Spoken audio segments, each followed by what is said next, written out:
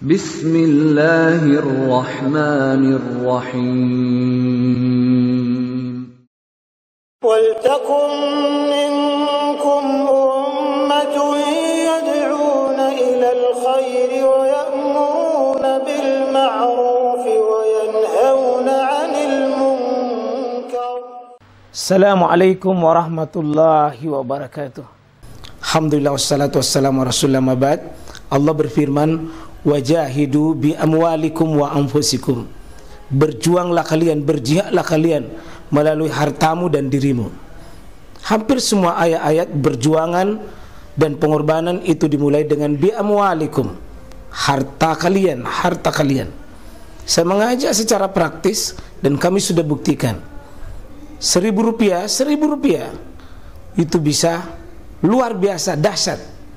Bisa beli mobil, bisa buat kuburan, ya, bisa membangun masjid. Uang 1.000. Mari kita satukan uang 1.000 kita. Nanti kami jemput di rekening ini, insya Allah bisa kita buat. Di rekening ini, insya Allah kita buat sebuah kekuatan umat dengan Rp1.000. Rp1.000 dahsyat. Cuma lihat itu, sesuatu yang tidak bisa lagi bisa berfungsi, tidak ada apa-apanya. Dia hancurkan dirinya. Ya, kalau Bapak tidak bisa lagi memfungsikan sesuatu tubuh ini untuk beribadah, lebih baik tidak usah hidup, tidak ada gunanya. Yang kedua, coba tabe. Faedah kedua, Allah Subhanahu wa taala menciptakan manusia bukan karena Allah memerlukan manusia itu, melainkan menyeru untuk bertauhid atau beribadah. Dan ibadahnya tidak akan sempurna tanpa ilmu dan ma'rifat Allah. Iya. Jadi kita ini hadir, Pak. Ini hadir untuk bertauhid. Tauhid itu ibadah, Pak. Ya ayyuhan nasu'budu rabbakumul ladzi khalaqakum.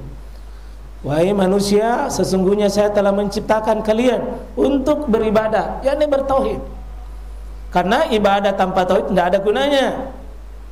Tauhid itu pasti ujungnya beribadah. Kalau mengesahkan Allah, pasti Allah tuntutannya untuk diibadahi.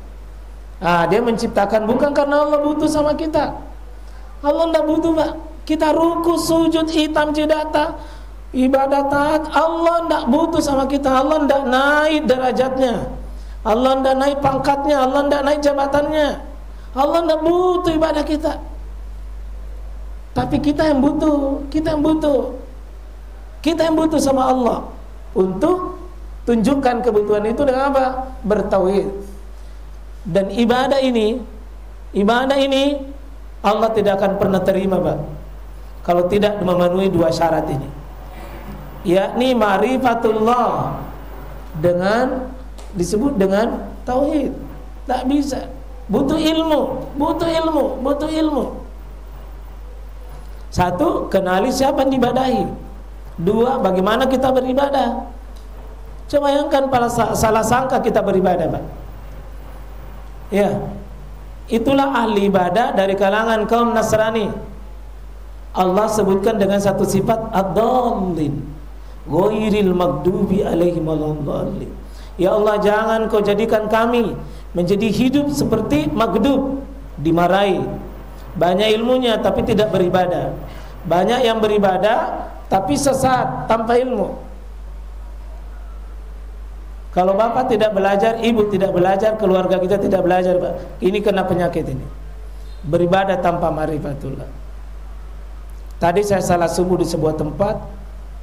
Situ banyak bilang, ayo di sini Ustaz, imamnya kadoro nak kador. Saya imam, dia kunut sendiri di belakang sendiri. Waktu Idul Adha, pokoknya dia bertahan, cuma takbir itu hari raya dengan itu saya dua saja di belakangnya, tidak mau takbir. Pokoknya bukan kami takbir itu hari ketiganya, itu hari Senin bukan kami takbir. Karena dia keras tanpa dalil, tanpa dasar. Seandainya dia bilang bisa tonji, itu ada harapan. Karena ada tonji ulama bermain, tapi tidak ada takbir. Kalau tidak ada ilmu, Pak, banyak ibadah tak yang rusak. Karena itu ibu-ibu, bapak wajibkan diri tak datang mencari ilmu. Karena dia bekal untuk menata hidup kita lebih baik. Meninggalkan ilmu sama dengan meninggalkan ibadah. Karena bagaimana ibadah mau diterima tanpa ilmu? Saya bilang ini Tafsir Al-Karim Ar-Rahman fi Tafsir Kalam Al-Manam. Ini Syekh Abdurrahman An-Nasir As-Sa'di. Ini 7 jilid kitab beliau, dan kalau belajar tauhid, pembahasan bagus sekali, tafsir tauhid yang sangat bagus. Ini beliau kitabnya. Sederhana pembahasannya tapi mudah dimengerti. Cuma 7 jilid. Dengan pokoknya kalau saya baca buku tafsir, saya mau seperti memilah itu makanan, Pak. Kalau makanan begini rasanya. Kalau tafsir Fi Zilalil ini begini rasanya. Kalau Al-Qurtubi begini rasanya. Kalau Ibnu Katsir begini rasanya. Kalau tafsir Al-Aisar begini rasanya. Seperti makanan itu. Ini ciri khas beliau pendekatan tafsir. Coba yang ketiga. Pada ketiga, aku tidak menciptakan jin dan manusia, serta aku tidak mengutus para rasul melainkan untuk tujuan, yaitu beribadah kepada aku saja, bukan kepada sembahan selainku.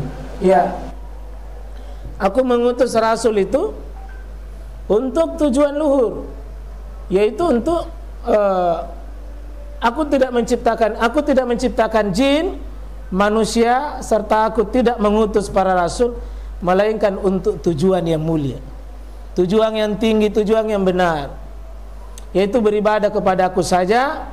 Jadi ada kata beribadah kepada aku saja, karena beribadah kepada Allah itu tidak cukup, Pak. Beribadah kepada Allah, beribadah juga kepada makhluk.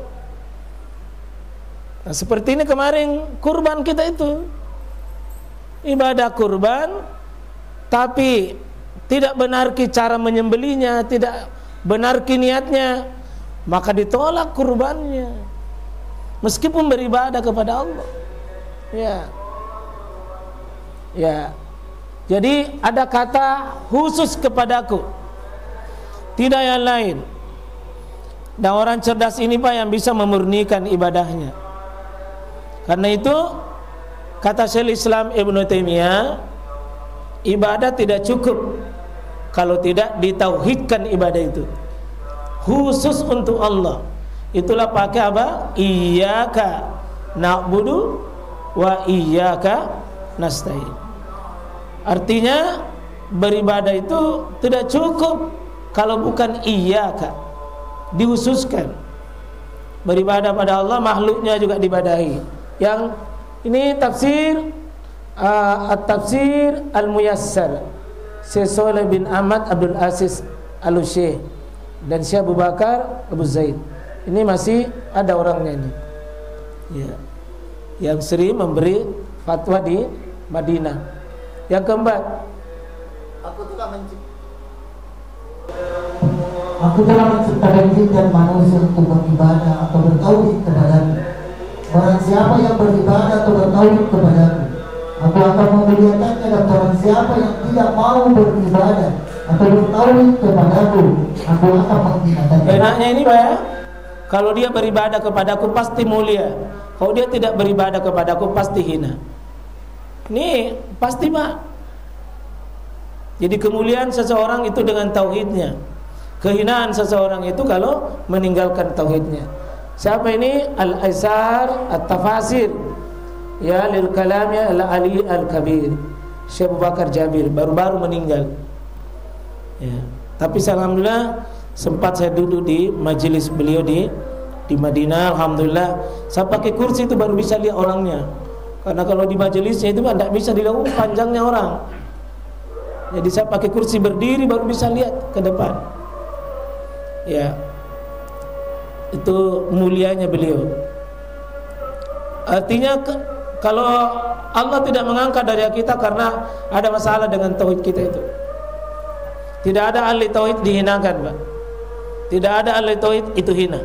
Ahli tauhid itu pasti dimuliakan.